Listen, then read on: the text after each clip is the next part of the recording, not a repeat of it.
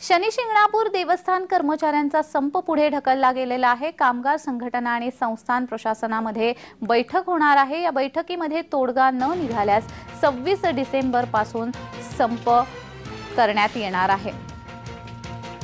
शनी शिंगणापूर देवस्थानच्या कर्मचाऱ्यांनी संपाचा इशारा दिला होता। हा संप आता पुढे ढकलण्यात आलेला आहे।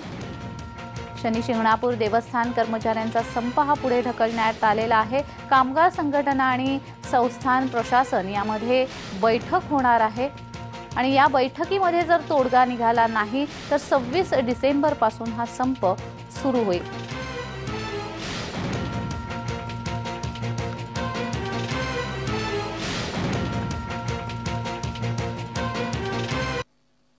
देवस्थान कमिटी व कामगार युनियन कमिटी यांना दोघांनाही नाशिक येथे संपाविषयी चर्चेविषयी बोलावलेलं आहे।